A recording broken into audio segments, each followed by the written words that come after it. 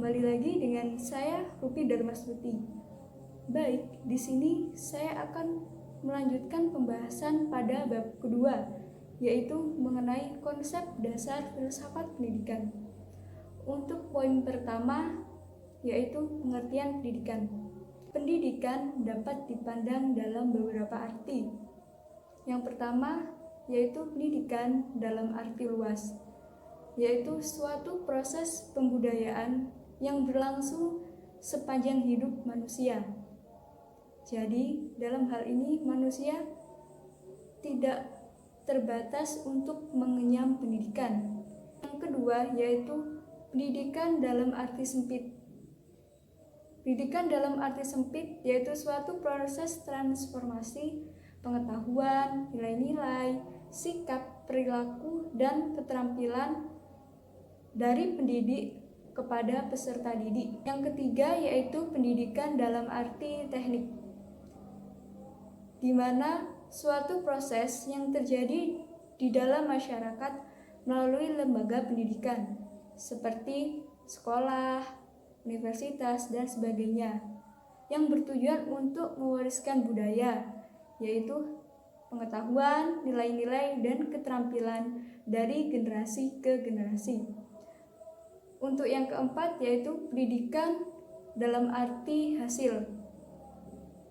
Pendidikan dalam arti hasil yaitu apa saja yang diperoleh melalui belajar, baik pengetahuan, nilai-nilai, dan keterampilan.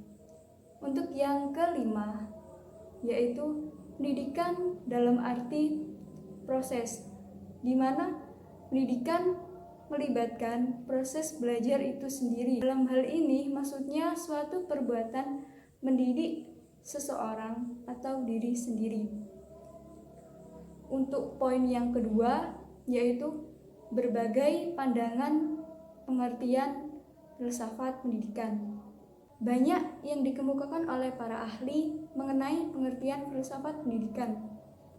Kneller dalam bukunya yang diterbitkan pada tahun 1971 pada halaman 4 menyebutkan bahwa filsafat berusaha untuk memahami kenyataan sebagai suatu keseluruhan dan menjelaskannya dengan cara-cara umum dan sistematis. Demikian pula dengan filsafat pendidikan yang berusaha untuk memahami pendidikan secara lebih mendalam dan menafsirkan konsep-konsep umum sebagai petunjuk atau arah bagi tujuan dan kebijakan-kebijakan pendidikan. Sama halnya dengan filsafat umum, filsafat pendidikan memiliki 3 sifat. Yang pertama, bersifat spekulatif.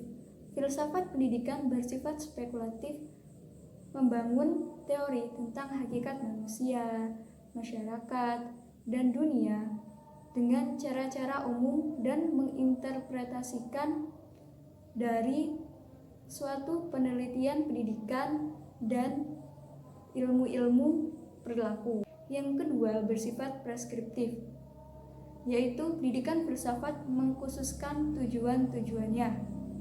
Dalam hal ini maksudnya pendidikan mengikuti tujuan dan cara-cara umum untuk mencapai tujuan pendidikan tersebut. Yang ketiga, bersifat analitis, berupaya menjelaskan pertanyaan-pertanyaan spekulatif dan preskriptif, menguji rasionalitas ide-ide pendidikan, baik konsistensinya dengan ide-ide yang lain maupun dengan cara-cara yang berkaitan dengan distorsi pemikiran.